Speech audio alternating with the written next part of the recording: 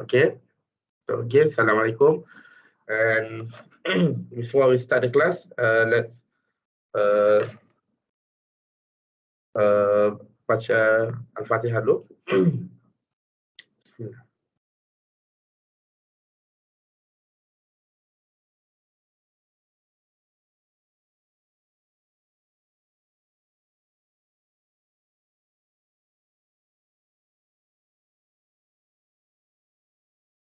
Okay, so I think I want to share first the few questions yang daripada kita. Saya dapat apa? Hari itu saya dapat info ada rakan-rakan kita nak tengok midterm 2017 dan 2019. Ada juga kelas yang minta 2022. Okay, yang mana yang saya ada saya boleh share lah. Okay, macam mana kita boleh buatlah sama-sama. And kalau let's say awak nampak calculation saya tu meragukan dan sebagainya, so please boleh tolong sama-sama juga. Sekarang ni dah malam, so kita tengok yang mana kita boleh kata untuk malam ni saja. Right, so I think kita punya timing kalau pukul 10 tu dah kira habis lah. Tak adalah saya nak panjang-panjang ke kelas ya. Right, so let's look at the question first. I have few questions here. This I share.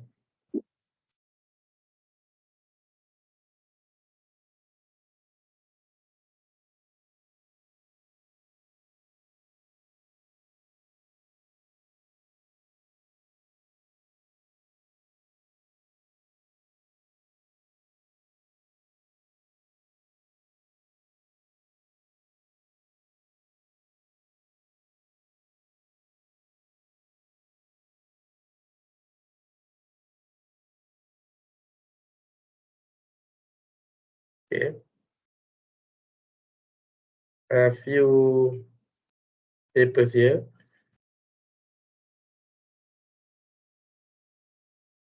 Okay, maybe kita boleh start tengok daripada 2017 dulu. Okay.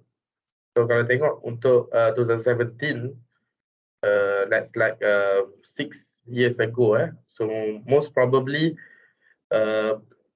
memang dalam physics mungkin ada 3 questions, tapi kalau kita tengok dekat sini score every questions tu tak banyak markah dia. So most probably soalan untuk test coming test ni, which is next week, tidak akan macam ni. Okay, tidak akan macam ni. Dia more to 2019, 2022. Dia lebih kepada itu. Kita tengok untuk 2017 ni soalan dia lebih ringkas. Okay, so kita tengok soalan yang first. State the use of the dimensional analysis. Kalau ada nak tanya terus boleh tanya. Jangan tunggu sampai saya habis dulu baru nak tanya. Tanya terus. Okay, so just stop me. Right. State the use of dimensional analysis. Yang pertama, to check mathematical relations for the consistency of the dimensions. Okay, itu antara benda yang kita nak benda ni boleh dapat daripada buku, tengok dalam textbook. But that is the use of dimensional analysis. Biasanya soalan dimensional analysis dia jarang minta bentuk dia macam definitions, tapi dia lebih kepada the usage of dimensional analysis. So clear? So untuk B, the velocity of an object, so determine the dimension of the term Bx. Okay, term Bx, kalau tengok dekat situ, V square equals to A plus Bx, where A and B are the constant and X is variable, to determine the dimension for the term Bx. Okay, so kalau kita tengok dekat situ, the term Bx is obviously dekat situ, we will see untuk dimensional analysis sebenarnya kita tengok, saya akan buat double screen kat sini.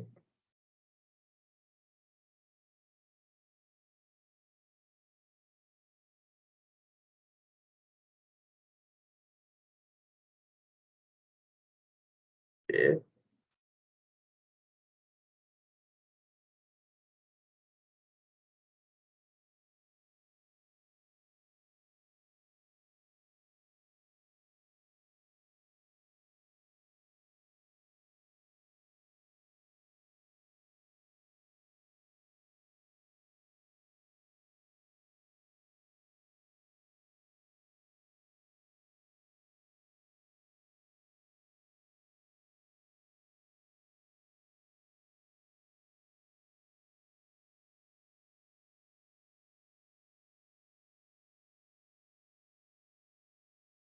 Okay.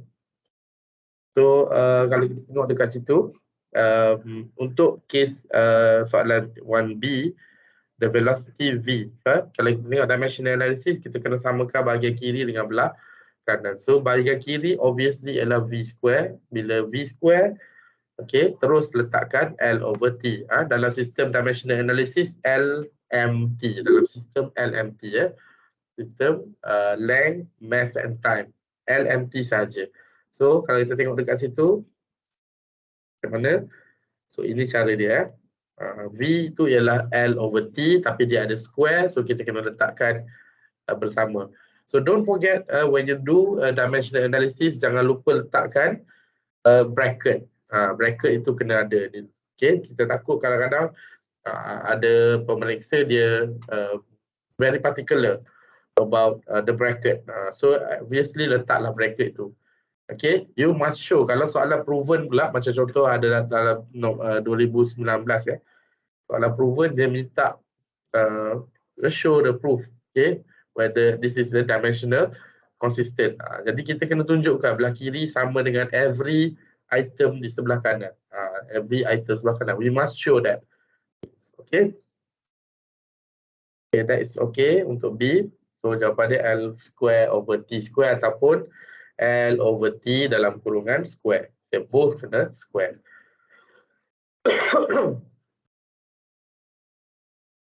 Okay. Right. So C, during a relay race, runner A runs with a baton due north for a distance 80 meters and hands off the baton to runner B, who runs for the same distance in the direction of 35 degrees south of east. Okay. So kalau kita tengok itu soalan ni, right? Okay. Ini adalah contoh yang pertama sekali. Okay. Saya akan tunjukkan menggunakan pen dan warna merah. Okay. So first kita kena buat dulu runner A baton runs due north. Ini dah due north tu. Tengok yang warna merah tu. So this is vector A. Kita boleh katakan bila due north tu kita akan buat dia merujuk ke atas lah. Okay, sebab ini kita dah atas paper nak gunakan 2D. Ini je cara yang kita boleh buat. Lepas tu pada tempat di hujung vector runner A, dekat tempat runner A tu kita kena buat satu lagi kompas. Okay, kena buat balik lagi satu kompas dan follow dia punya next instruction, which is runner B runs the same distance in the directions of 35 degrees south of east. Okay, 35 degree south of east. Remember, bila ada south of east, kita baca daripada east. Maksudnya, kita nampak dalam sistem ini, okay, kita ada north, kita ada south, kita ada west dan kita ada east. Okay, so nak tahu daripada mana ke mana, adakah daripada east ke west, east ke south ataupun south ke east. Jadi kita tengok daripada belakang. Daripada belakang dia daripada east. Okay, maksudnya south of east kita baca daripada east. So maksud dia bila kita buat dia punya angle tu penting ya. Kita nak tahu dekat mana angle dia sebab kita nak tahu which component yang akan follow angle tersebut. Okay, so south of east, so this is 35 degrees. So seperti yang saya lakar tu lah. So this is the resultant one. Okay, itu secara sketch. Lepas tu bila nak buat magnitude, find the magnitude and directions, kita boleh tengoklah macam mana saya dah buat ni. Find the magnitude and directions. Okay, pertama sekali kita kena tengok kita anggaplah runner A ialah vector A. So vector A ada vector AX dan juga AY. So dalam kes ni AX ni 0 sebab dia ke atas. So AY dia ialah 80. So BX ialah 80 cos 35. 80 cos 35 kenapa? Sebab dia pada arah BX, which is yang ni lah. This one. This is BX. BY di bawah ni. This is BY. Okay, so BY dengan tanda negatif. Bila kita buat calculations, kita akan dapat jawapan dia. Okay, kita akan satukan dulu, which is BX, CX ialah AX campur dengan BX. Okay, AX campur dengan BX. Dan CY ialah AY campur dengan BY. So kita akan dapat 65.53 dan juga 34.1. Itu bukan answer lagi, dia nak magnitude and direction. So inilah magnitude dia. 73.87 itu ialah CX square. Tengok macam mana saya cari, this is magnitude. Okay, magnitude and this is directions. So macam bila you buat untuk magnitude, bila you buat calculate dalam test nanti macam ni lah you kena buat. Okay, start dengan components. Okay, this is component. Okay, atas tu ada sketching. Kalau lebih elok buat sketching yang baru. Okay, tapi kalau tak silap saya, kertas soalan dipungut sekali. Bila kertas soalan dipungut, tak ada masalah. Okay, you can draw on the question paper. But then again, lebih baik kita practice buat new sketching. Okay, dalam ni pun memang dia minta dalam tu dia dah bagi untuk kita sketch terlebih dahulu. Sketch the resultant displacement. Okay, for those yang baru masuk, saya tengah discuss tajuk midterm Julai 2017. Okay, midterm 2017. Untuk test 1 saya ambil tu test 1. Masa 2017 ni, if I'm not mistaken, dia ada test 1, dia ada test 2. But right now, pada zaman you all, dia hanya ada test 1, satu test saja, which is nama dia midterm test. Pada zaman ni, dia ada 2 test. Okay. Right. So, terdapat 73.87 and then menggunakan tangent negative 1 CY over CX, kita dapat 27.4. Ini saya buat secara roughly saja. So kalau kita tengok betul lah samalah dengan jawapan dia. Jawapan dia ni di sini. Okay.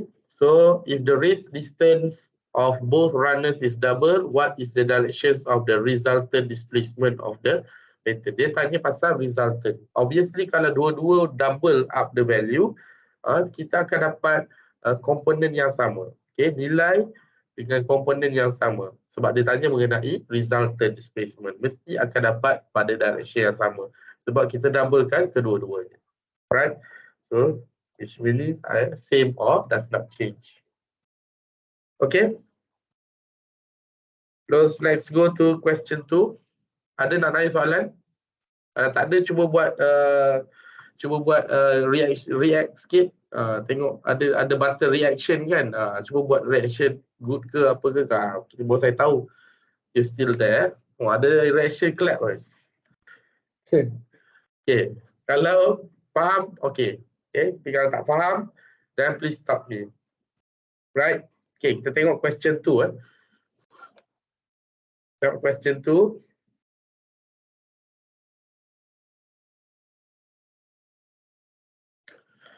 Okay, electron move through a certain electric circuit at an average of 7.8 times 10 power of negative 3 meter per second.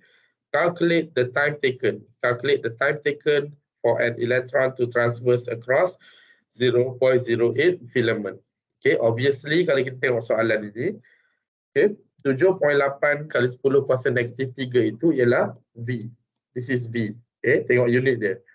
Dan diberi across 0.08 ini ialah distance. Okay, so menggunakan V equals to D over T, kita boleh dapat value 10.27. Okay, tengoklah di sebelah kanan kamu tu, itu side yang saya buat calculation lah, 10.27, saya dapat 10.26. Okay. Kalau setakat beza 2-3 decimal places tu tak ada masalah. Yang penting 10.2 tu betul. Okay, 10.2 mungkin acceptable kalau ada orang jawab 10.3, still acceptable lagi. But let do some, okay, tak nak kita kena faham yang kadang-kadang this question also involve some significant figures, okay, sebab dia terdapat dalam chapter ni. So hati-hati untuk beberapa soalan yang bahagian atas. Bahagian atas ni maksud saya question 1 yang ke atas lah. Kadang-kadang soalan tu macam ni lah, macam soalan nombor 2 ni, kalau kita tengok dia nak tanya macam seolah-olah takkan ni je. Tapi kita tengoklah berkadaran lah dengan markah dia 2 marks. But maybe kita ada cara jawapan yang boleh follow. So kalau ikutkan 7.8 ni 2 significant figures, yang ini 1 significant figures. Okay, tapi tak logik lah kalau kita just nak buat 1 significant figures sedangkan jawapan dia at least 10.27. Paling kurang kalau 2 significant figures we can easily write down as 10. Okay, but kalau dalam case ini the safest decimal point will be 2, at least 2 or 3 should be enough. Okay, kecuali dia memang mention dalam soalan, dalam question dia mention please write your answers in 3 significant figures. Macam tu then awak kena follow. Okay. Right, untuk soalan yang kedua, a camera is suddenly detached from a drone which is moving horizontally at 60 km per hour at a height of 80 meters from the ground as shown in figure. Okay, so ini soalan yang kita pun tak tahu ia soalan apa, macam soalan ada pergerakan drone. Okay, but remember, okay, walaupun dia kata ignore air and wind resistance, okay, when the drone detach kamera, ya, dekat drone ada kamera kan, bila dia buang kamera tersebut dan dia moving towards ke depan, maksudnya dia akan menghasilkan parabolic path. Okay, sebab apa? Sebab di sini akan ada pengaruh gravity. Bila ada pengaruh gravity, maksudnya ini berkaitan dengan projectile motion. Okay, nak tak nak kita kena faham this is projectile sebenarnya, tapi in a very cool way lah, sebab dia guna drone, dia detach camera dan sebagainya. Okay, so calculate the time taken. Obvious, soalan projectile mesti ada berkaitan dengan time. Okay, saya selalu mention dalam kelas, calculate the time. We need to, kita kena tengok time taken untuk setiap point yang ada di dalam segmen projectile. Okay, sebab every time taken, every time punya tempat akan ada berlaku beberapa keadaan dekat situ. Maksudnya kita dapat satu time, kita boleh calculate dia punya X, kita boleh calculate dia punya Y, kita boleh calculate dia punya VY, kita boleh calculate dia punya VX. Okay, itulah benda-benda yang selalu dikalkulate. So bila dapat je time, ataupun bila kita ada beberapa nilai yang tu, mesti ada satu benda yang missing. Itulah kita kena cari. So dalam kes ini, dia bagi tahu a height of 80 meters. Maksudnya drone itu dari jarak, paras jarak dia daripada atas ke bawah ialah 80 meters. Dia moving towards right kan, horizontally 60 km. If you look carefully, 60 km per hour is not an SI unit. Okay, it's not SI unit. Kita kena convert dia kepada meter per second. So that is the step, first step untuk kita buat. So kita tengok macam mana kita boleh buat. Calculate time taken. Okay, kita tengok. So now you have some drone. So this is drone. Saya tak lukis cantik. Saya buat bentuk macam tu je. Right. So this is your Y. Okay, obviously bila ada Y, maksud dia bukan Y saja. This is delta Y actually. Okay. Tapi nak lebih tepat, kita kena ada this is Y not, because this is the initial point and this is Y. Dekat sini saya setkan sebagai Y not sebagai 80. Okay, Y is sebagai 0. Okay, kita kena ada setting yang macam tu lah. Right, so first nak dapatkan time. So, saya convert dulu first kepada meter per second. Okay, for those yang lupa, kita boleh revise balik macam mana nak buat conversion, unit conversion. Tengok yang belah atas kilometer, bawah kita pun 1 kilometer. This is 1 kilometer. Kenapa kita letak 1 kilometer kat bawah? Sebab kita nak cancel out. Cancel boleh buat antara bawah dengan atas saja. Kiri kanan tak boleh. Okay, atas dengan bawah. So, kilometer kat atas, kita kena letak kat bawah.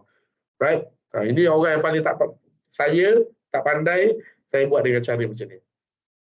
Okay, saya akan gunakan cara yang lebih kurang macam ni, which is hour dia duduk belah bawah, so kita letak di sebelah atas. 1 hour equal to 3,600. So, kita boleh matikan 1 kilometer, 1 hour.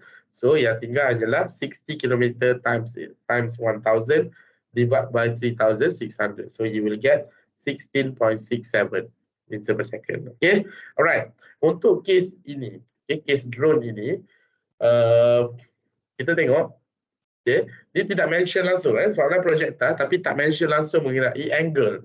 Okay, sebenarnya untuk kes projectile motion into dimension ni, kalau dia moving ataupun the object move horizontally, itu bermaksud theta equal to 0. Ini dia. Ini kena faham dulu. Bila theta equal to 0, hati-hati dalam pengiraan. Sebab apa? Sebab akan ada orang terinfluence. Terinfluence dengan theta equal to 0 ni. Kenapa? Kalau kita nak dapatkan V not X dengan V not Y, ini paling senang Daripada V not nanti kita akan cari V not X dan V not Y. Okay? Ingat, V not X adalah apa? V not cos theta dan V not Y ialah V not sin theta. Ini projectile punya konsep lah. Okay, V not X dan V not Y. Tapi kalau theta 0, apa akan berlaku? Kalau cos 0, ingat, cos 0 equals to 1, sin 0 equals to 0. Okay, termasuk dia nanti V not Y ni akan hilang sebab dia V not Y, V not sin 0. Okay, so daripada situ, okay, kita dah dapat tadi nilai V not. Okay, this is your V not. Alright, and then kita gunakan equation Y equals to Y not plus V not YT plus half AYT squared. Untuk saya suka gunakan macam ni. Okay, maybe ada lecturer awak kan, ada lecturer ramai-ramai kan. Ada yang suka gunakan equation yang dia dah tukar siap-siap AY tu. AY tu dia dah siap-siap Saya akan faham that AY saya will equals to negative G. AX saya will equals to 0. Ini saya punya pegangan lah. Okay, so saya tak nak serabutkan kepala. Saya akan gunakan AY equals to negative G, AX equals to 0. Okay, so dekat sini kita faham lah. So then we put the value. So Y tadi berapa? Y tadi kosong. Y not ialah Y tadi ialah kosong. Y not ialah 80. Okay, so disebabkan ini dah jadi kosong. Kenapa? Sebab V not Y. V not Y itu ialah V not sin theta. Okay, plus dengan half AYT squared. So kita dapatkan equations. Okay, lebuk-lebak dapat 4.0 for seconds. Okay, dah dapat timing, then kita boleh calculate. Okay, find the Okay, find the horizontal distance. Horizontal distance ialah X. Okay, X equals to V not XT. Ingat, V not X ialah apa? V not cos theta. Okay, so kita masukkan nilai-nilai tadi. Dapat 67.3 meters. Okay, lepas tu, apa lagi soalan dia? Determine the vertical component of the camera's velocity. Okay, tengok ayat dia balik.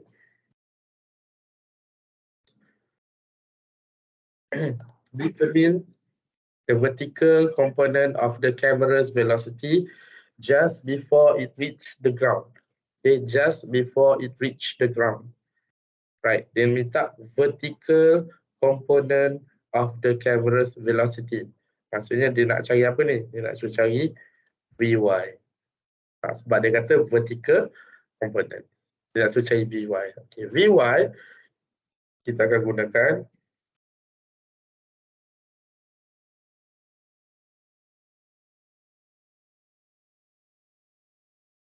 okay. Untuk Vy, okay, kita akan gunakan equation ni. Vy equals to V not Y. Ini equation dia. Tengok.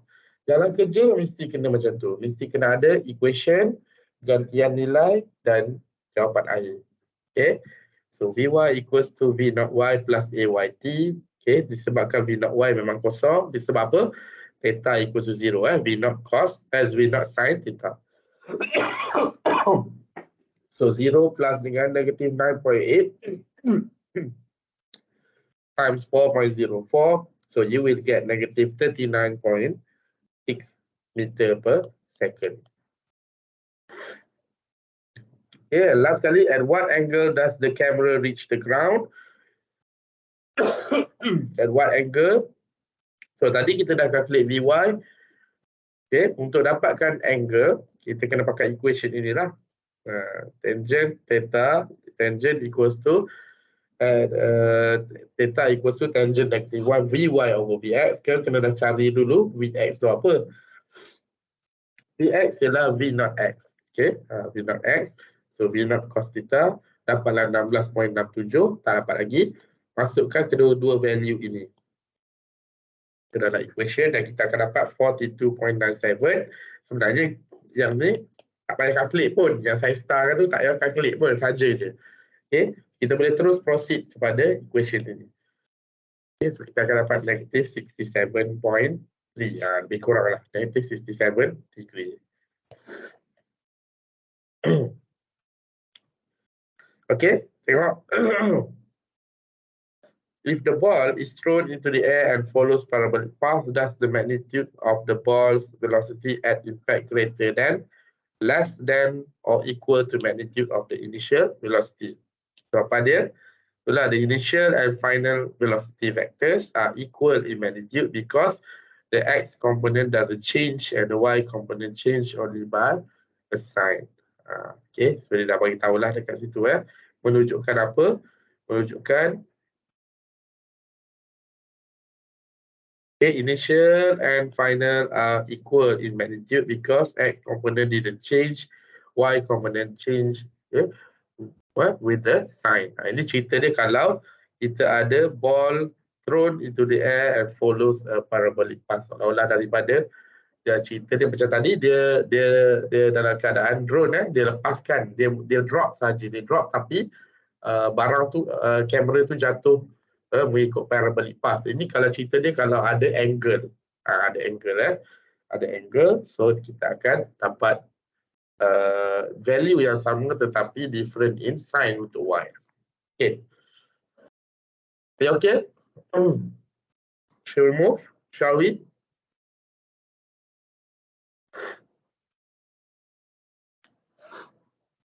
Saya tengok dekat chat sekejap kalau ada soalan sekejap.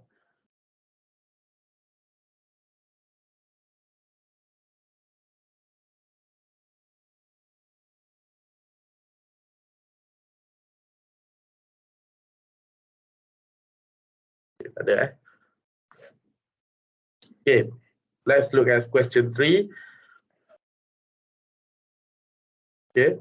State the Newton's third law of motion and give an example. Okay, third law of motion tu kamu boleh cari sendiri dalam textbook. Okay, tapi lebih kurang macam ayat dia. For every action there is equal. Mungkin boleh salin For every action there is equal and opposite reaction. Itu je ya. For every action there is an equal of opposite reaction. Okay, so itu ialah Newton's third law. And give example, pushing the wall. Salah satu dia boleh push the wall. Okay, apa-apalah yang berkaitan dengan ini. Alright, so kita tengok masalah untuk B. A 60 kg freezer rests on the horizontal surface as illustrated in the figure 2 with forces A and B acting on it. Determine the forces A and B. Okay, apa yang dimaksudkan dengan determine tu? Sebenarnya dia merujuk kepada force A dengan force B. So dekat sini obviously lah kita dapat untuk force A ialah normal force and untuk force B ialah weight ataupun maybe kita boleh tulis sebagai gravitational force pun boleh, pun diterima juga. Okay, gravitational force dan juga ataupun weight. Sebab mg So list the characteristic of these forces. Okay, boleh nampak situ ditulis A perpendicular to the surface, okay, and B the magnitude of the gravitational forces acting on its objects weight is proportional to its mass. Ini biasalah, okay. Bukan semua soalan calculation kena ingat dalam test bukan semua soalan calculation, ada soalan maybe ditanya pasal definition, ada soalan ditanya pasal apa panggil? Dia tanya mengenai ialah karakteristik dan sebagainya.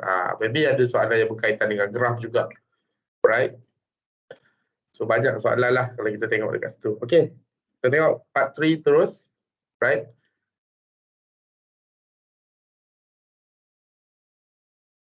Calculate the coefficient of kinetic friction between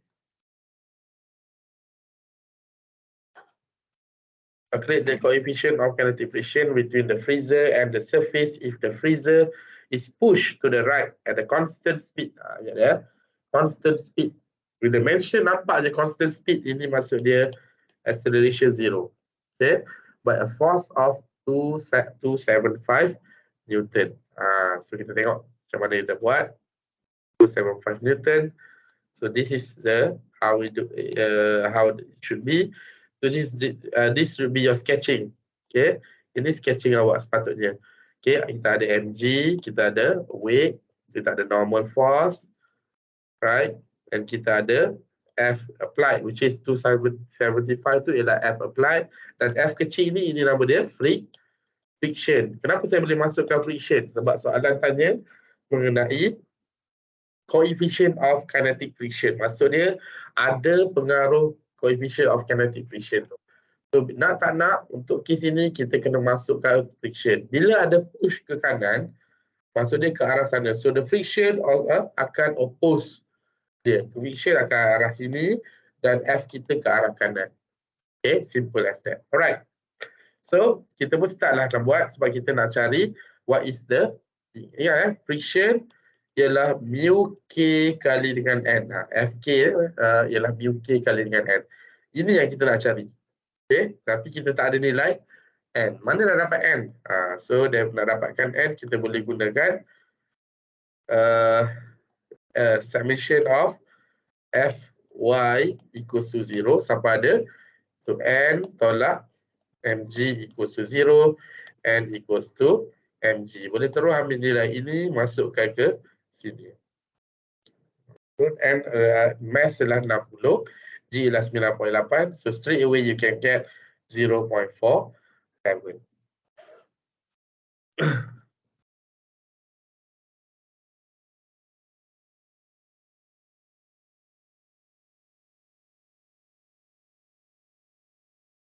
Okay. And then explain the zero net force on the particle. So dia ada layak tu Explain the zero net force on the particle. The particle is either at rest or moving with constant velocity. This one merujuk kepada Newton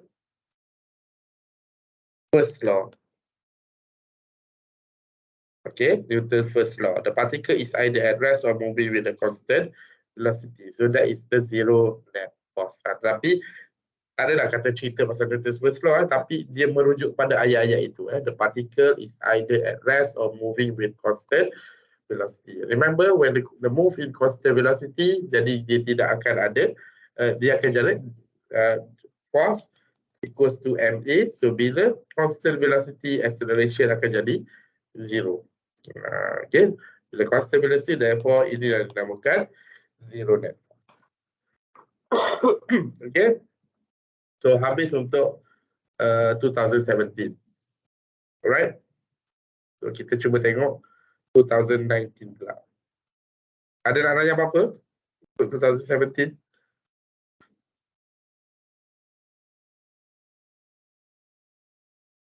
Saya minum air sekejap.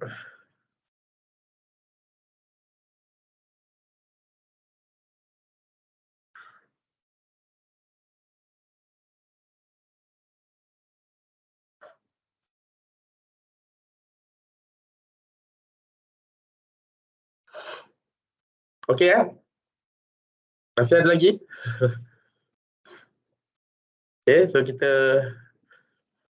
start dengan 2019. Okay, kalau kita tengok untuk contoh tadi 2017, berapa markah sama sekali? Sekejap saya cuba kira.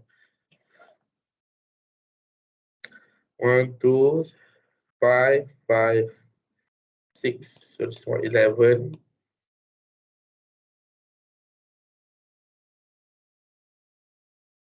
Ini ada 2,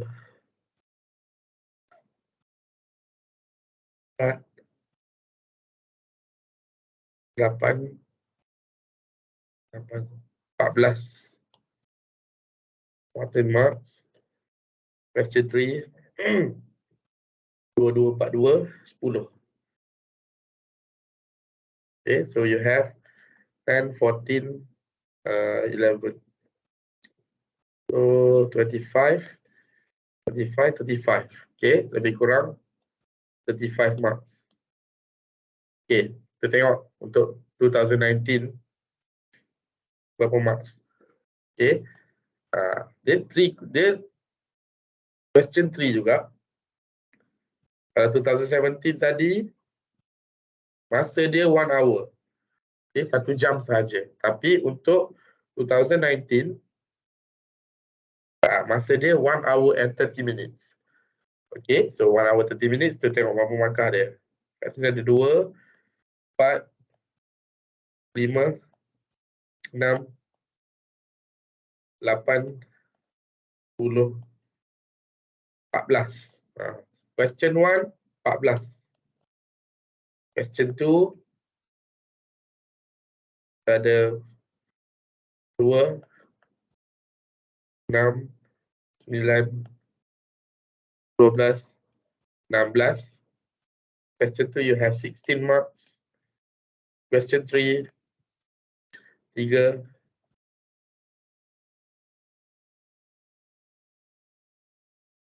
3, 6, 10, 10 campur 2, 12, 12 campur 2, 14, 14 campur 6, 20. So question 3, 20 marks. So 20, 16, and 14. 16 and 14, 30 plus 20. So altogether 15 marks. Tengok pertambahan markah dia untuk 2019. Okay, so baru 2 tahun beza kan. Okay, so kita tengok satu persatu. 2019 ni saya tak buat habis lagi. Tak sempat nak buat. Kelas banyak. So nanti kalau yang mana kita tak buat lagi tu, kita buat sama-sama lah. Okay, kita try discuss macam mana kita boleh buat. Alright. So first, given below the equation for one-dimensional kinematics, x equals to x naught plus b naught t plus half at squared. So state the dimension of for each quantity. Dia semua masukkan. So ini adalah dimension dia. L over t square, and t tu dia tak cakap apa-apa semua. Ini equation ni memang dia tak cakap. Okay, contoh dia, x tu apa benda? Kita faham x tu ialah displacement. Okay, v ialah velocity. Ini awak memang kena faham. This is originally equation daripada kinematics. Daripada tajuk motion. Daripada tajuk motion. So kita dah faham dah. That's why saya cakap janganlah terlalu depending kepada ingatan kita je. Tak silap saya di hujung soalan ni diberikan ini. List of formulas. Kalau kamu tengok dekat sini dia dah bagi tahu list of formulas. Ada baru ini equation dia. Okay. So semua formula ini kamu tak perlu hafal sebab dia memang dah ada. Okay. Nanti kita tengok dalam tajuk yang 2020 tu ada ke tak? Saya cuba tengok. Tahun lepas punya. Tahun lepas punya dah tak diberi dah. Dah tak ada list of formulas. So at least kita kena ready lah. Okay, dengan whatever the possibilities. So sebenarnya ada atau tak ada formulas tu, I cannot tak boleh nak confirmkan di sini. Okay, sebab seminggu lepas, tahun lepas saya bercuti kan, saya tak ada. Saya bercuti belajar. So tahun ni baru saya ada balik. So I cannot confirm that. Right, so, but maybe later I will ask my head of department untuk tanya adakah formula akan ada. Right, so show that the above equation is dimensionally consistent. Macam mana kita show kan? Alright, so it's like this. Ini dia. So x equals to x naught v naught t plus half at squared. Kalau jawapan kita dekat atas tu salah, yang bahagian nombor 1 ni akan berterabur lah. Yang kita faham tadi ni, x ialah L, v naught ialah L over t, acceleration ialah L over t square, and time ialah t. So bila kita masuk, kita terpaksa buat macam tu lah. We must show that apa yang di sebelah kiri akan sama dengan every item di sebelah kanan. Apa maksud every item? Yeah, this is item number 1. Okay, inilah item number 2, this is item number 3. 1/2 akan hilang. Okay, 1/2 tu ialah koefisien kan. Kita akan hilang. Yang power akan terkekal. Okay, contoh di sebelah kiri ialah X. X ialah L. Okay, so X0 ialah L. Okay, betul. Di sebelah yang kedua ialah V0 T. V0 T ialah V0 tu ialah L over T. Lepas tu sebelah dia ada T, so dia kita akan cancel out each other. So dapat L. Okay. Dan last sekali, half tak payah. So L over T square dengan T square. So kita boleh potong T square dengan T square dapat L. So kita boleh dapat kiri sama dengan every item di sebelah kanan. Kita kena showkan dalam keadaan macam ni. Kiri sama dengan kanan. Okay, kita kena show macam ni. Right. Okay, so circle the correct answer for each question below. Okay, kalau saya tengok dalam dalam tahun lepas punya paper tidak ada soalan objektif. Okay, so soalan objektif ni adalah satu soalan yang agak surprise juga sebab dia boleh dimasukkan dan dibuang. Maknanya bukan dah mesti ada soalan objektif atau tak. Right, so it's depending on the situation. Akan ada atau tak ada, itu kita tak tahu. So nak tak nak, you all must be very good untuk calculate. Mesti tahu dia duduk dalam chapter mana. Sebab ada juga soalan objektif dia minta calculation. Maksud saya, you need to calculate. Bukan soalan objektif tu pasal definition ke. Macam kita buat dalam kelas, MCQ question ni biasanya simple one. Macam contoh dia kan, is it choose the false statement or whatsoever, banyak lah. Okay, saya tengok tahun lepas pun tak ada soalan objektif. Okay.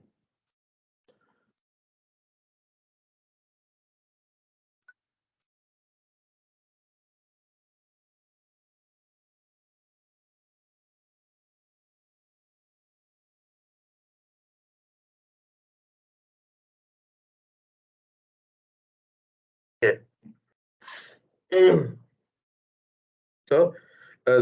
So soalan dia, distance from our galaxies to Andromeda. Okay. Distance from our galaxy to Andromeda will be equivalent to estimated. Ini soalan estimation ataupun approximation. Kita tak hafal value-value ni semua. Semua ni depending kepada pemahaman kita dan kita punya rational saja. Maksud dia, kita faham sikit-sikit dan biasanya untuk soalan B1 ni, biasanya dia akan bagi kita calculation yang biasanya semua maklumat dah diberi dalam soalan. Semua maklumat kita tak perlu nak hafal pun. Okay, so macam mana dia dapat tu? Okay, calculation dia macam tu lah. So distance dia ialah estimation about daripada galaksi to daripada bumi lah, daripada Earth sampai ke galaksi Andromeda will be 2 times 10 power of 6 light years. 2 kali 10 kuasa 6 light years. Okay, and apa itu light years? Light years is the distance travel by light in 1 year. Okay, the distance travel by light in 1 year. Dalam masa 1 tahun, light akan travel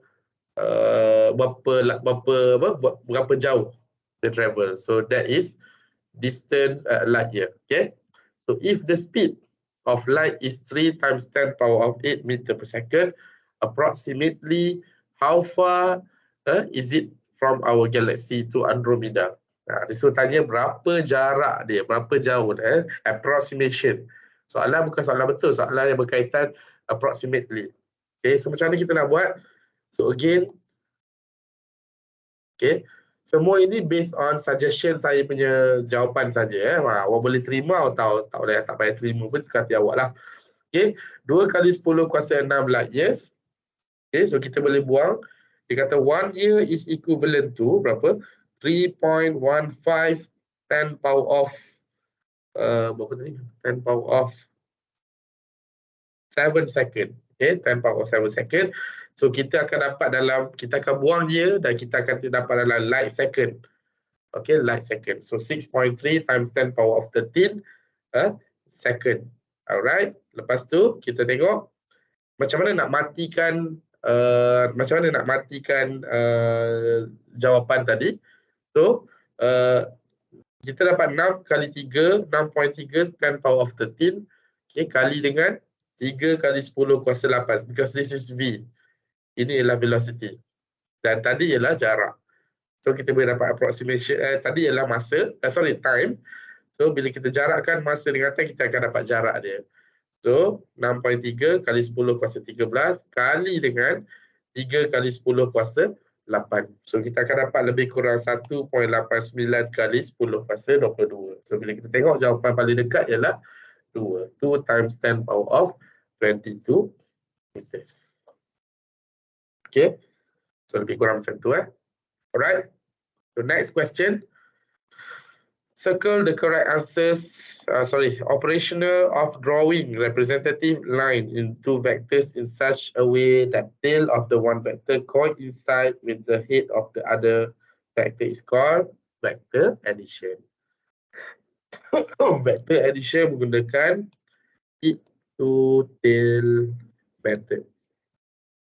Okay, tip to tail method. Right. So, selesai. Untuk C, suppose Ali walks 12 meters in the directions of 20 west of north. Okay. Macam mana kita nak tahu west of north tu? Kita kena buat lebih kurang macam ni lah. So, this is north, south, east dan west. Okay. So, katakanlah ini starting point dia dekat 0, 0 ni. Okay. So, they start dengan 20 degree west of north. Tengok, west of north. Baca daripada mana? North. So, kat sini. So, this one should be 20. Lepas tu, dekat ujung tu, buat lagi satu. Macam tu cara dia. Dekat ujung, setiap satu vektor tu, buat lagi satu kompas. Okay. So, daripada situ, dia akan pergi daripada situ ke point B. So, dalam kes ini, dia akan gunakan, dia tak pakai road ni sebagai A. Okay, ini ialah AB. Dan ini ialah BC. Okay, dan yang terakhir, yang dia punya resultant dia ialah AC. Maksud dia, AC ialah AB plus BC. Itu dia kalau kita nak cari resultant dia.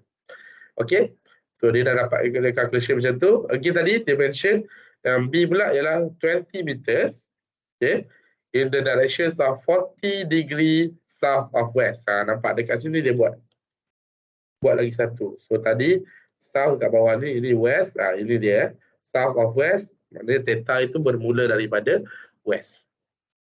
Benda ni penting untuk kita calculate dia punya komponen dia. Nak tak nak kita kena calculate dia punya komponen. Okay, so cari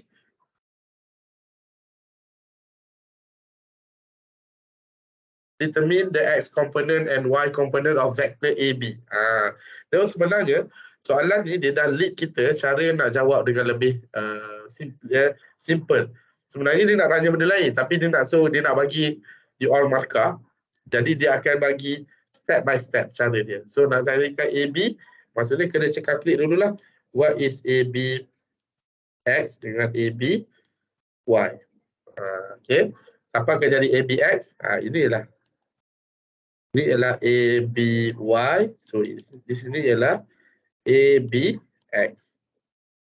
Sebab itulah kalau tengok jawapan dia, ABX tu ialah negative 4.1 sebab dia ke kiri. Okay, ABY pula ialah ke atas, jadi jawapan dia positif. So nak tengok lebih jelas, saya akan tunjukkan jalan kiri dia. So ini ialah ABX dan ini ialah ABY. So ABX ialah 12 sin 20, tapi jangan lupa letak negatif sebab dia ke kiri. Okay, ke kiri. Dan ABY ialah 12 cos 20. So dia ialah 11.28. Sama jawapan dia. Okay, untuk part 2, determine the x component and y component of vector BC. So BC dia akan buat sebagai BCX dan juga BCY. Okay. Kalau tengok BCX dengan BCY, kedua-dua nilai dia negatif sebab dia macam ni vektor dia. Vektor dia macam ni. So ini BC Ini BC. So dekat sini akan jadi BCX. So ke bawah ialah BCY. Sebab itulah tengok. Jawapan ni akan jadi negatif. Jawapan ni pun akan jadi negatif. Pasal dua-dua ke kiri dan ke bawah. Okay, so dua-dua nilai dia negatif. Negatif semua ni kena follow, tak boleh tak follow lah. Okay, and then number 3, determine the magnitude of the resultant displacement or starting point from A and its direction. Dia suruh cari apa tu? Dia suruh cari AC lah. Maksudnya nak cari AC, kena calculate dulu what is ACX, which dapat daripada ABX plus dengan BCX. So ACY ialah ABY plus BCY. Gabungkan dua-dua tu, ini masuk nilai ni, dia masuk nilai ni, kita dapat 19.48 meters. Ni kena guna apa ni? Kena guna equation ni lah. 19, kena guna equation square root. Square root of ACX. Sorry tulisan memang buruk sikit guna iPad ni. Okay. 19.48 meters, and then directions dia theta equals to ACY over ACX, dapat 4.65. Tapi ingat, ini adalah dalam sistem kompas. Bila dalam sistem kompas, maka kena ada daripada mana ke mana. Kalau dia ada south, west of east lah. So dalam kes ini 4.65 daripada bawah. Daripada bawah ni ialah daripada X ialah daripada west. West pergi ke south. Okay, 4.65 south of west. Okay. Boleh faham?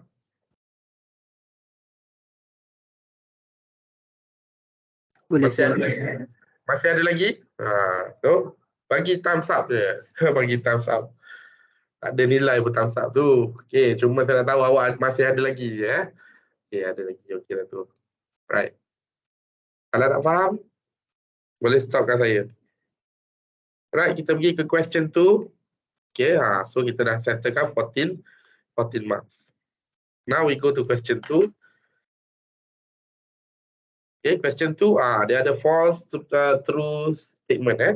Okay, so dia kata kat situ, displacement is a total path travel by an object from starting point to required destination. Total path travel ni ialah distance, bukan displacement. So sebab tu dia false.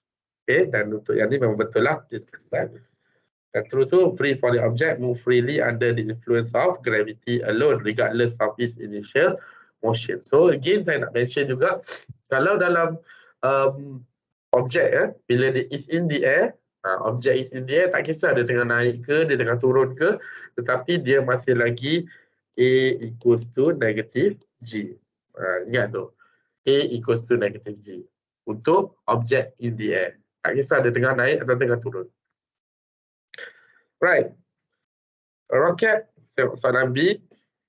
A rocket is launched straight upward with a speed of 60 meters per second, accelerate with a constant upward acceleration of 3 meters per second squared until its engine stops.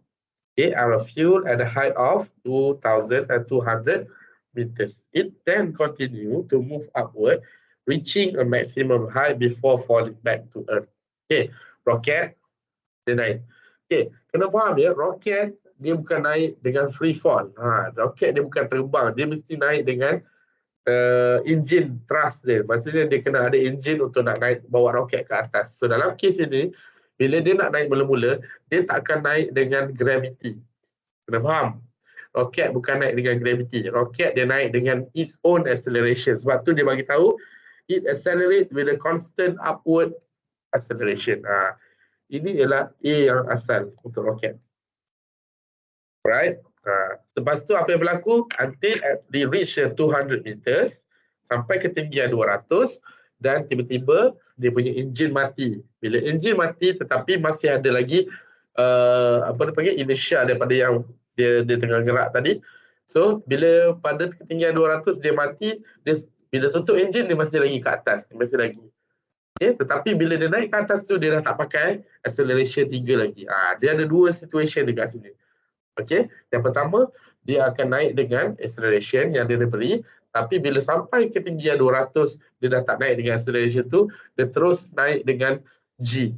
Ataupun dia naik dengan acceleration A equals to negative G. So ada dua keadaan. Kalau saya boleh lukis, ini ground, ini ketinggian 200. Okay, katalah ni roket. Dia naik sini dengan A equals to 3 meter per second square. Okay. So initially address V0 0. So dekat sini kita kena calculate dulu V dekat sini berapa. Okay, menggunakan equation apa yang kita ada lah. Okay, we need to calculate first what is the final velocity dekat situ. Sebab final velocity tu once bila dia lepas je ketinggian 200 dekat atas ni, dia akan gunakan A equals to negative G. And reach the maximum height dekat sini V, jadi V1 final, jadi V2 final. V2 final ni mesti 0. Okay. Bila kita dapat V1 final, bila dapat V1 final, V1 final ni akan ditukarkan kepada V0 yang terbaru. Okay, just let I show dengan calculation. Sorry, batuk sikit.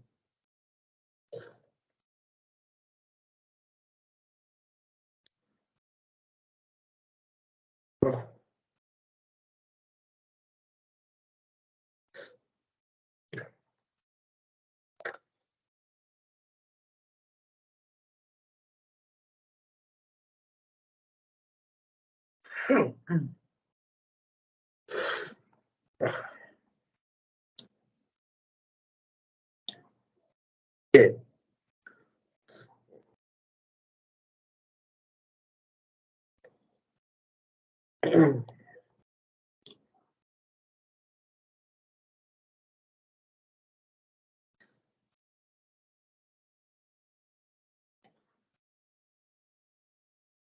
Okay, so saya dah explain tadi kan.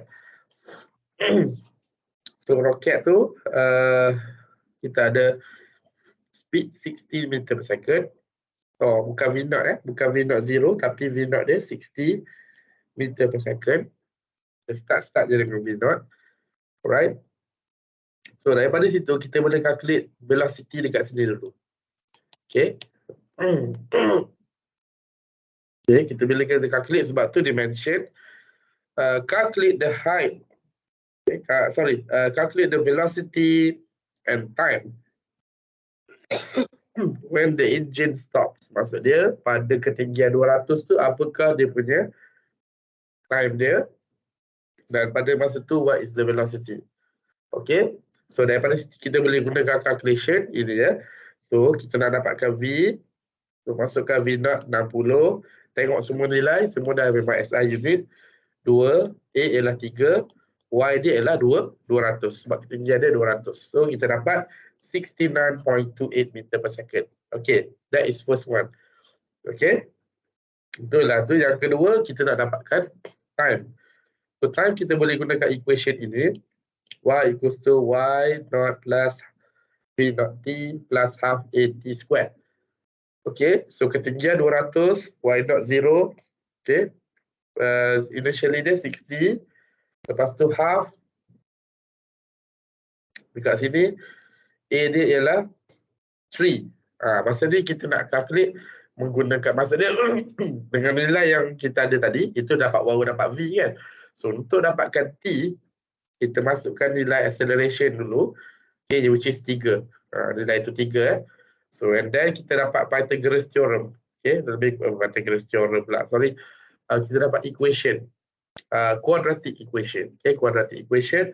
So kita boleh susun balik 1.5 T square plus 60T minus 200 equals to 0.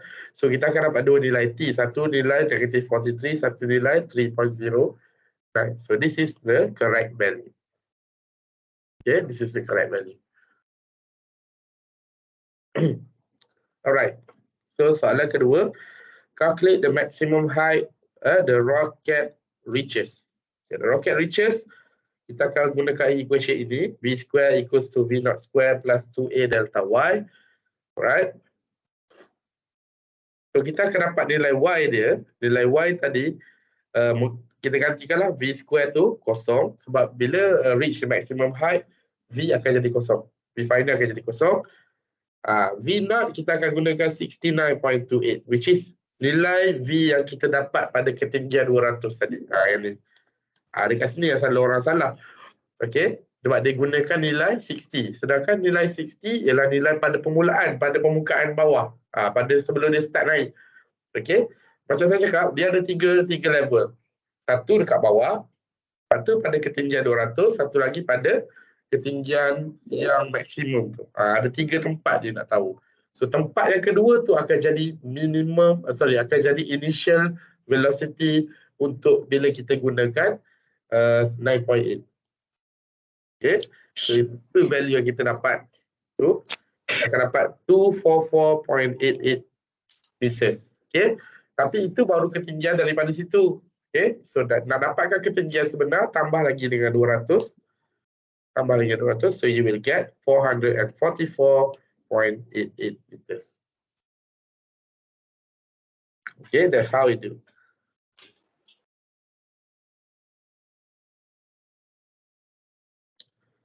Alright, ada soalan?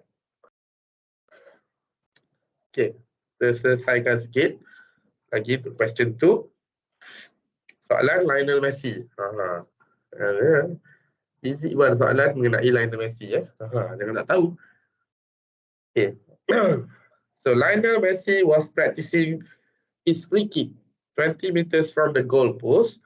When kicked, the ball leave the ground with a speed of 15 meters per second at an angle of 45 degrees above the horizontal, assuming the goal crossbar is 2.4 meters. Okay. Itu dia.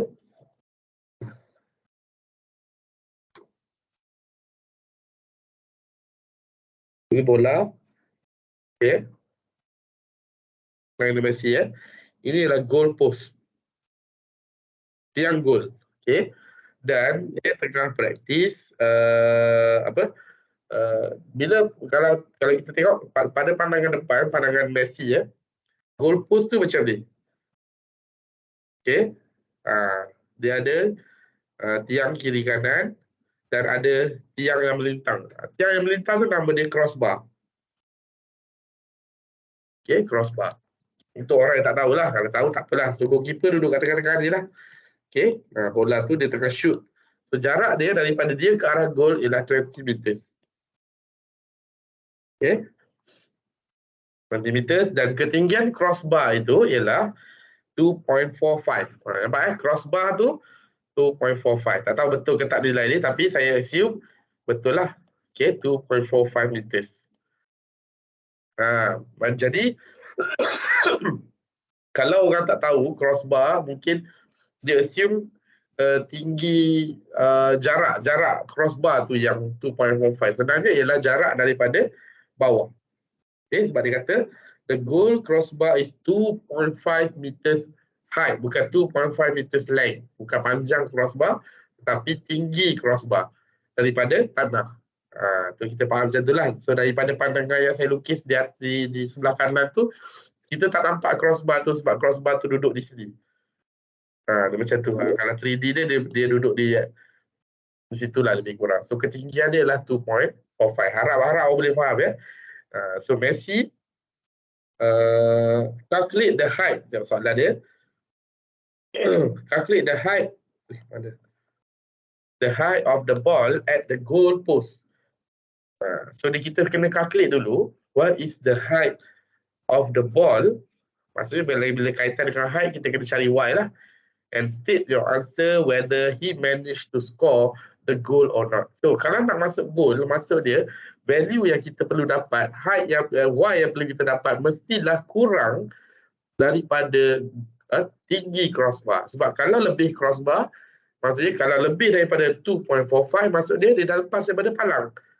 Kalau dia lepas daripada palang, adakah dikira gol? Dah tak gol Mungkin semua orang pun faham sebab semua orang tahu kan permainan bola sepak Maksudnya gol mesti masuk di kawasan tengah-tengah ni. Okey. Dia mesti masuk di kawasan tengah-tengah ini. Okay. So kalau tinggi dah lebih ketinggian ni, maksud dah lepas lah, dah tak masuk goal. Right? So itu maksud dia. So at least kena tahu jugalah. Soalan fizik ni suka tanya mengenai the real situation kan. Okay. So kalau kita punya tinggi Y kita, bila kita calculate Y tu bawah daripada 2.45, so definitely it went into the goal. Alright. So calculate dulu. Macam mana nak calculate?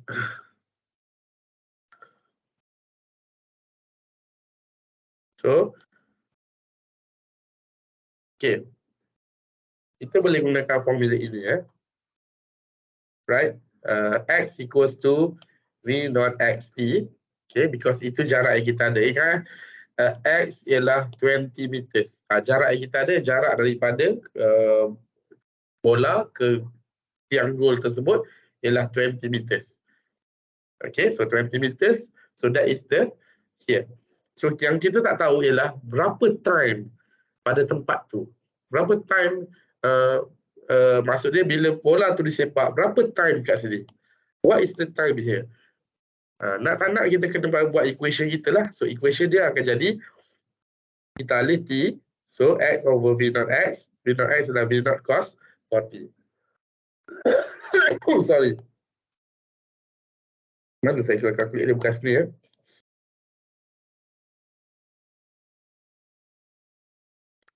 Sini. Silap. Sini.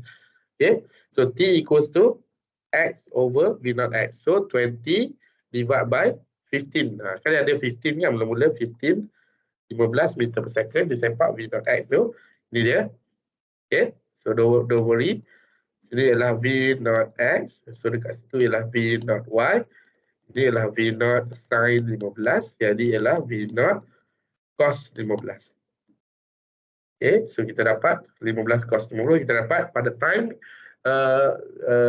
T yang dekat area crossbar tu, atau ketinggian crossbar tersebut ialah 1.89 second. Belum jawapan akhir lagi, kita akan gunakan equation ini. Okay. Masukkan value T tersebut dengan V naught Y sekali. So kita dapat end up dia 2.54. Dapat 2.54 meters. So adakah akan masuk gol? Jawapan dia tak, sebab 2.54 dah lebih besar berbanding 2.45. So he did not manage to score. Simple lah. Itu maksud soalan ini. Okay, next kita tengok. In his second attempt, from the same position, he kicked the ball at an angle of 40 degree. Tadi 45 degree. Now he used 40 degree above the horizontal. And the ball hits the crossbar. Maksud dia dekat sini, Y dia ialah 2.45. Dan tadi dia nak suruh cari Y. Tak tahu. Sekarang ni dia dah bagi Y equal to 2.45. Tapi dia nak tahu apa dia tukar angle dia daripada 45 jadi 40. So determine its initial speed. Tadi dia kata dia nak tanya masuk gol atau tak masuk. Sekarang ni dia kata memang hit the crossbar. Yang kita tahu tak gol lah, sebab hit the crossbar mungkin kita berhenti keluar lah kan. So Y dia 2.45. 2.45, ini lebih complicated sikit. So cara dia, kita again gunakan X equals to V naught XT. Okay, alihkan T tu sebab kita tak tahu kan. So alih, kita dapat 20 over V naught cos 40. Okay, 20 over V naught cos 40. Right. Gunakan equation Y equals to Y naught plus V naught YT plus half AYT squared. Okay, Y naught ni akan jadi kosong. V naught Y. Sekarang ni V naught tak tahu V naught yang kita nak cari. So kita akan calculate dia dan masukkan dalam equation yang again menggunakan quadratic. Okay, quadratic equation. So nak tak nak equation, bila calculate quadratic equation tu, awak kena guna kena gunakan calculator.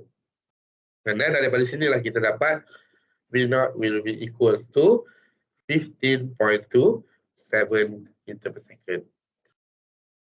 Saya buat sendiri, awak perhabiskanlah. Perhabiskan terus 15.27.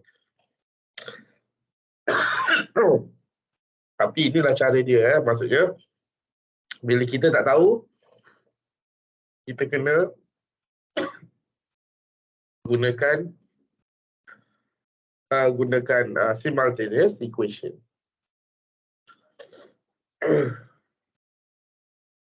Saya nak tanya, Yes. yang guna sin constant tu dalam situasi ni nak bezakan macam mana? Macam mana? Macam mana nak bezakan sin constant kegunaan dia dalam situasi ni? Situasi soalan ni. Soalan dia? Okey. Tengok je. Ini ialah V0. Okey. So, theta dia ialah 40. So, apa akan jadi V0x? V0x ialah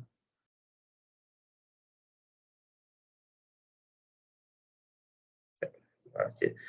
Oh, ni akan jadi V0x. Yang ni akan jadi V0y. So, V0x ialah apa? V0 cos 40. V0y ialah V0 sin 40. Boleh? Okay, thank you sir. Okey. Dia memang macam tu lah. Maksud dia, kalau kita nak tahu siapa yang ni, kita tengok dia angle dengan siapa. Angle dia duduk dekat siapa.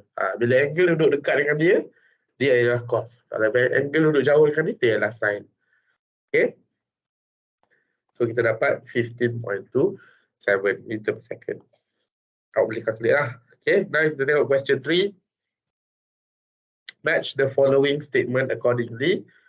So, ini kita tengok the acceleration of an object is directly proportional. So, this is clearly Newton's second law.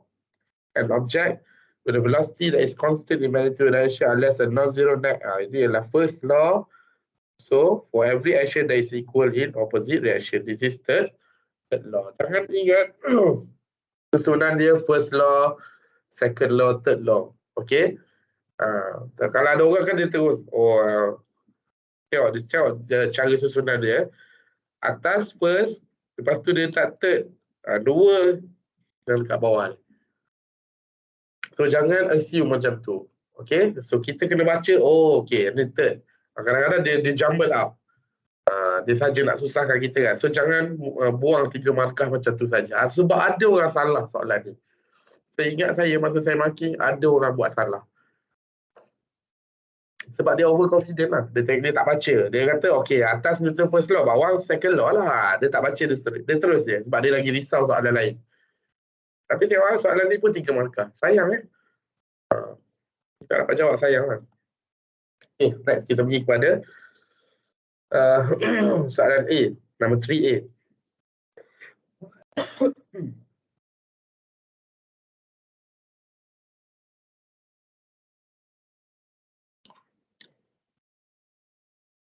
A 500 Newton box is being pushed across a level floor at a constant speed. Again, bila mention constant speed, A equals to 0. By a force of 70 Newton at an angle of 25 degree below the horizontal, as shown. Okay, again, bila soalan tolak, soalan tolak, force dia kita tak boleh assume macam tu sebab kita kena rearrange balik. Bila force into the system, free body diagram dia tak nak macam tu. Free body diagram mesti all forces mesti pointing out of the box, okay? Out of the system. So M ke atas, mg ke bawah. So tadi dia kat sini kan? So dia akan terus panjangkan ke sini. Panjangkan dia ke bawah. This is the angle 25. Dia akan jadi macam tu. 25. Okay, so ini adalah 70 Newton. So again, dia akan jadi dekat sini 70 cos 25. Yang dekat sini dia jadi 70 sin 25. Always start dengan macam tu. Bila awak dapat je, jangan terus kelang kabut nak buat. Okay, first mesti start dengan free body diagram dulu. Start dengan free body diagram dulu.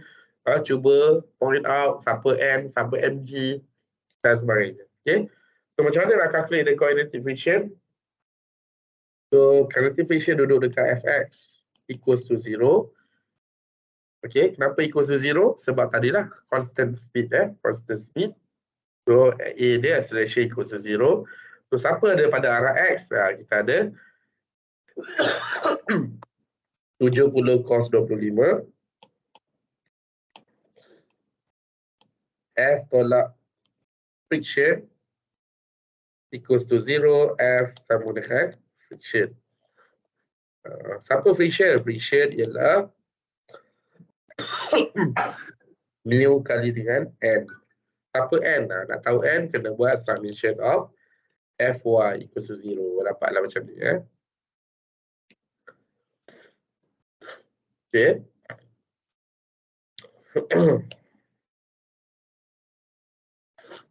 So Fy equals to 0, N tolak Mg.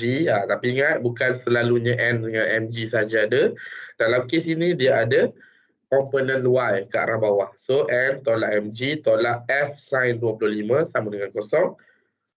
So N sama dengan Mg plus F sin 25. So macam inilah. Uk ialah F over N.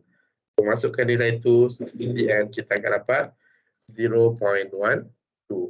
Unit ada tak? Tak ada. Because coefficient tak ada unit.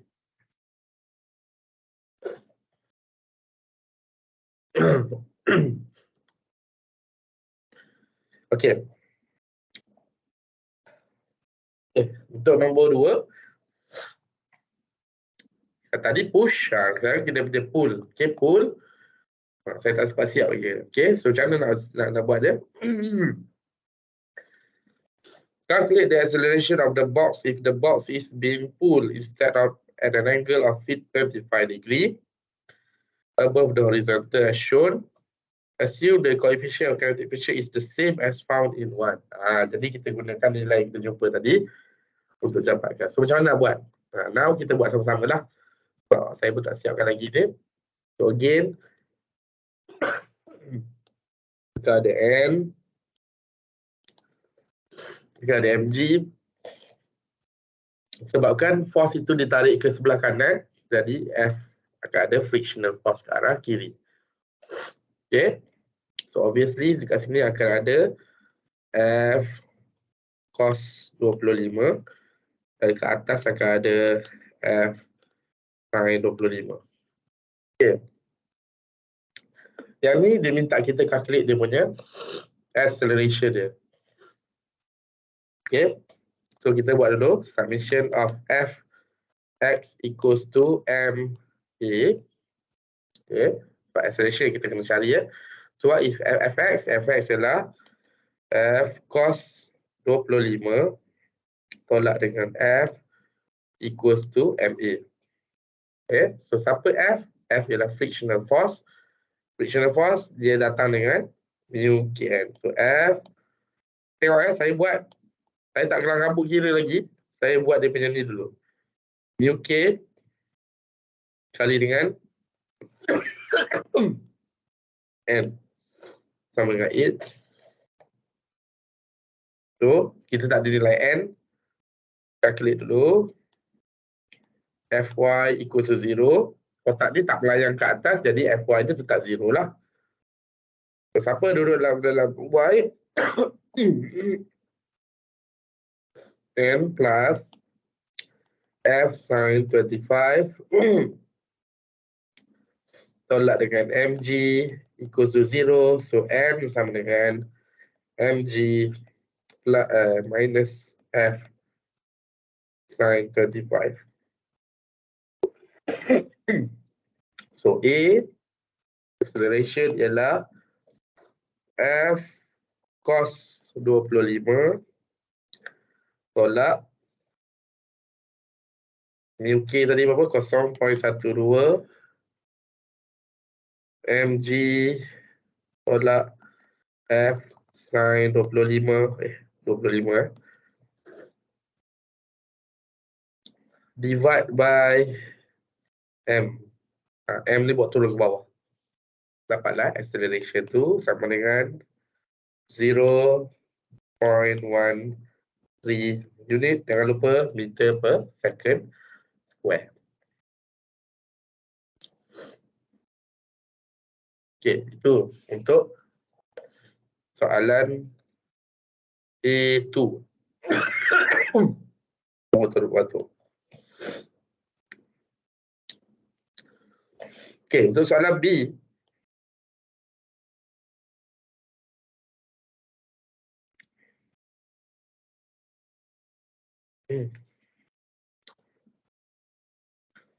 Determine the acceleration of the box AX based on figure 4 given the mass of the box is equal to 24 kilogram. Okay, 24 kilogram. Kita suruh cari. Okay, kita boleh assume macam ni ya.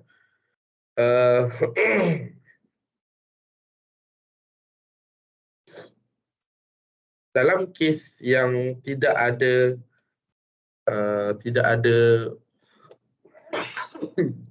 tidak ada surface macam soalan nombor B je, kita boleh assume that kita boleh assume yang dia hanya ada mg saja.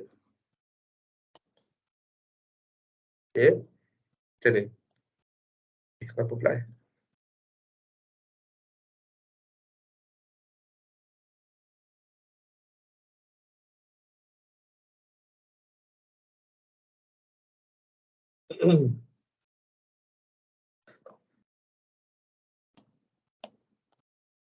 Sekejap ya awak.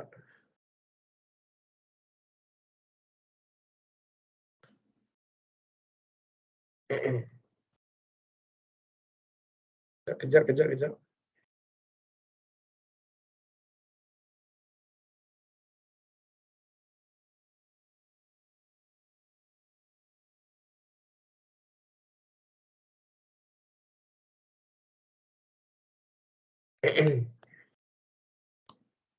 Okay.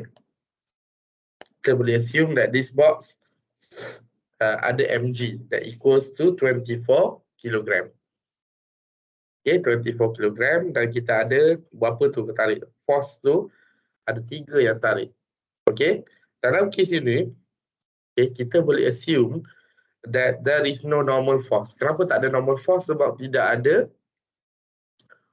ada surface. Kita tak boleh kata kotak ni melayang, mulut kotak di atas surface kan. Okay, kita tak boleh assume macam tu sebab dia tak ada cakap pun. Okay, dia tak ada cakap pun. Sebab ini soalan dia totally lain dengan soalan A. Kalau soalan tu berkait dengan soalan A, dia akan buat number 3. Macam tu. Okay, tapi ini soalan dia lain daripada A, so dia buat soalan B, so tidak ada. Jadi kita kena faham yang every forces yang ada dalam ni, dia nampak tu arah acceleration dia ke arah kanan. Therefore, kita tengok tidak ada pengaruh gravity, cuma ada ni lah, gravity pula apa, tak ada pengaruh friction, dia ada value-value saja. Okay, tapi value-value ni akan main peranan sebab dia akan bagi value, contoh dia 57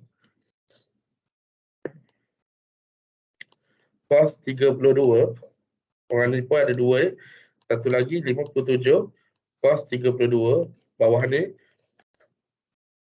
57 sin 32, ke atas 57 sin 32. Sebenarnya dia nak tengok kita faham ke tak apa yang ada dalam situasi ni. So sebenarnya dia nak memudahkan, dia sebenarnya nak uji kita semua ni ialah everything must be in fx. Okay, maksud dia kalau kita buat equation ni nanti,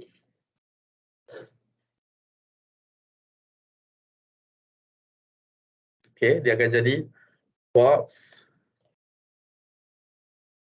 okay, yang ada ialah 50 ini 2 kali 57 cos 32, satu lagi 60 Newton. Yang lain tak terlibat. Okay, kenapa saya kata tak terlibat? Sebab semua tu duduk dalam komponen yang lain. So, summation of fx equals to MA. Okay, so yang kita nak ialah acceleration equals to summation of Fx over M. Apa dia Fx? Itulah 2 kali 57 cos 32 tolak 60 divide by M24. Dapatlah jawapan dia 1.53 meter per second square. Lepas tu tengok markah dia 2 je. Okay. Now we move to C. Oh, banyak soalan dia.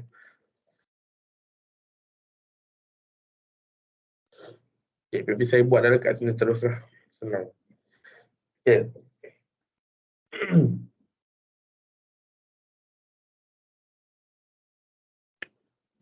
Right. Two objects of mass M1, 3 kg, and M2, 7 kg respectively, are connected by a string and hung over a frictionless pulley as shown in figure 5. Both objects are released from rest. Assume both string and pulley have negligible mass. Okay, so biasanya bila dia mention pasal pulley, dia mesti mention macam ni lah. Pulley is and string is negligible mass. Maksud dia is a massless. Kadang-kadang dia guna perkataan massless. Tidak mempunyai jisim. Massless string. Okay. Negligible mass untuk pulley. Pulley tu bukan berat pulley yang ringan. And of course dia akan mention frictionless juga kadang-kadang. Okay, sebab kalau ada friction, kita kena include sekali. Okay. So kita boleh katakan dalam keadaan ini kita akan dapat bila release from rest. Okay. So first dia kata sketch the free body diagram for each object. Ingat. First, bila ada pulley, apa kita nak buat? Kita tengok pulley tu arah mana. So first kita kena buat tension dulu. This is the direction of T. Tension untuk M1. Yang satu dia ialah M1G. Itu yang pertama. Yang kedua, M2 pula again sama juga. Direction dia mesti ke arah pulley. Okay, tension dia mesti ke arah pulley dan ada M2G. Itu je. Sebab dia tidak ada normal force, tidak ada normal kat sini sebab tidak ada surface. So kalau dia nak minta sketch the free body diagram, inilah dia. Okay, kita sketch satu-satu. Buatlah. Ini adalah M1, so akan ada M1G, akan ada T, lepas tu M2 akan ada M2G, lepas tu ada T. T bukan T yang berlainan, T yang sama. Kenapa T yang sama? Sebab dia satu tali. Jangan kalau korang pergi buat T1, T2 tu salah. T adalah T yang sama. Okay. So yang kedua, calculate the acceleration of both objects M1 and M2. Markah dia 4. Okay, macam mana nak calculate dia tu? Alright. So bila kita faham, ini case ini, acceleration satu ke arah atas. Kenapa ke arah atas? Dia mesti macam tu. Satu akan naik, satu akan turun sebab dia release from rest kan. Obviously 7 kg ni mestilah akan tarik 3 kg. So dia akan yang belah sini dia akan tertarik ke bawah. So equation mana berapa yang macam kita boleh letakkan, kita based on ni. Okay, dekat sini acceleration ke atas, dekat sini acceleration ke bawah. Acceleration jangan guna A1 A2 pula sedangkan dia ialah acceleration yang sama. Okay. So dia ialah A. So macam mana nak buat? Kita boleh buat equation summation of F equals to MA. Ini untuk yang ni dulu So, siapa yang lulus tu? T tolak M1G sama dengan M1A. So T sama dengan M1 plus M1G M1.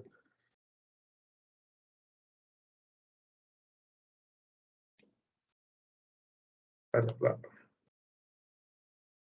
M1A plus M1G. So nanti T sama dengan M1A plus G. Okay, itu yang pertama. Yang kedua, ialah equation ini. Kita akan buat kat sini lah. So, summation of F equals to M2A. Tapi kita kena tengok ya. Yang ni mass 1, yang ni mass 2. Okay, siapa yang akan duduk di belakang? So, saya akan buat M2G tolak T sama dengan M2A. Okay. Right, so kat sini dapat M2G tolak M2A. Saya bawa pergi sana, yang ni bawa pergi sama dengan T. Right. So, T sama dengan M2G tolak A sama dengan T. So, T ini dengan T ini masukkan nilai ni.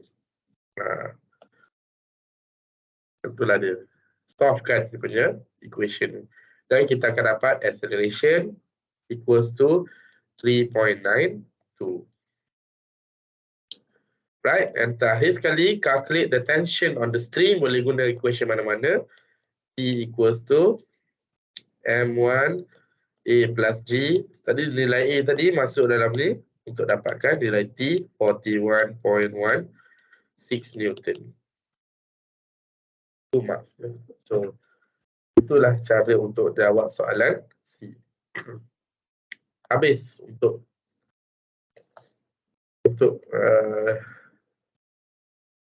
2019. 50 marks banyak markah dia. Nak tak nak memang banyaklah markah dia. Are you okay? Ada nak tanya apa-apa soalan?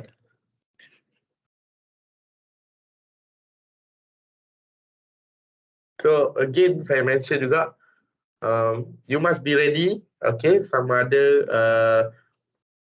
soalan itu diberi dalam ada equation atau tak, kita get ready je lah, okay. So nak tak nak sebab saya tak tahu dalam yang terbaru ni akan ada equation atau tak. Sebab kalau tengok tahun lepas 2022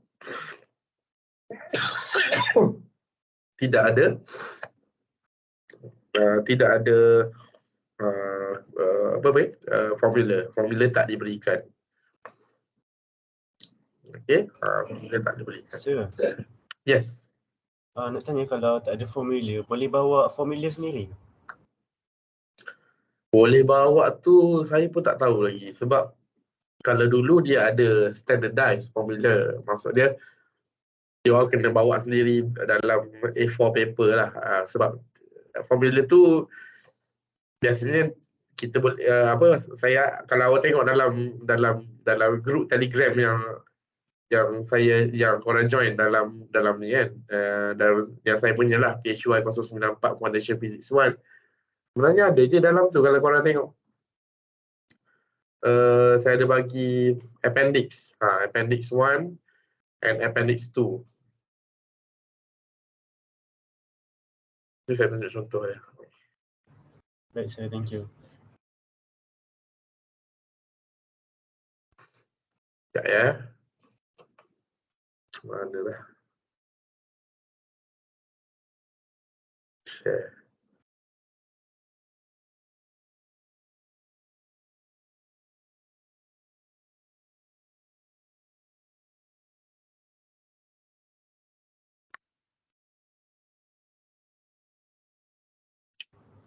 Kalau print dan bawa waktu exam tu boleh ke sir? I Print think so. appendix. Sekejap. Maybe you are boleh prepare kot benda ni. Ni respond. Nampak tak? Salah ke? Nampak tak? Tak nampak. Ada ke? Nampak tak? Nampak. Nampak kan? Kalau tengok sini dia tulis appendix 2.1 dengan appendix 2.2. So dia guna untuk midterm test PHY 094. So I think you all boleh prepare kot. Prepare maksudnya print out this thing. tapi belakang depan. Belakang depan. Print out. Lagi satu appendix ni, tapi yang ni tak ada pakai sangat. Kan? This value. Tapi appendix ni macam dia ada mention ni dekat sini. Midterm test PH1 094. So maybe you can get ready with this one. Print out saja on the blank white paper. Jangan guna paper colour lain lah. Jangan kecil sangat. Biar A4 paper biar standard. Lepas tu print depan belakang. I'm not sure lah whether benda ni boleh dibawa ke tak. Saya akan clarify dulu. Esok dah saya akan bagi tahu lah. Kita punya exam pun hari Rabu kan. Rabu minggu depan. So ini ialah equation tersebut. Kalau tengok pun, kalau pakai pun tak banyak pun. Ni je sampai sini kot. Tu je. Bawah-bawah pun tak pakai. Okay. At least V equals to V naught ni 3. Lepas tu F equals to FA. Lepas tu friction. Bawah-bawah ni untuk final je kan. Tapi itulah. Again, saya akan clarify balik benda ni. Tapi you all just be prepared lah. Kalau saya kata okay, better everybody print out on your own. Nanti bring bawa lah. Sebab saya risau benda bawa-bawa ni takut tertinggal. Sepatutnya bila you all bawa, okay lah. Tapi you all bawa dah tertinggal kan. Dia dah prepare ataupun pagi tu terbangun lambat ke apa, tertinggal atas meja. Okay, will be problem. Tapi you tahulah, this is the equation yang kalau ada pun ini saja. Ini saja. Tidak ada equation tambahan. For example, kalau you all nak tengok kepada kalau you all nak tengok kepada projectile motion, memang tak ada dalam ni. Memang hanya ini saja yang ada. Okay.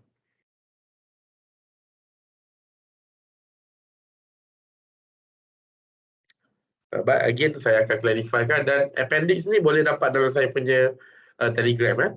Telegram, ataupun cuba you all boleh tengok juga dalam pemakluman di dalam apa tu? Island, bukan Island apa nama dia? YouFuture. Cuba tengok pemakluman dalam YouFuture. Ada tak pemakluman apa-apa dalam tu? Kalau ada, dia suruh print out ke, itu betul lah tu. Itu memang dah official lah.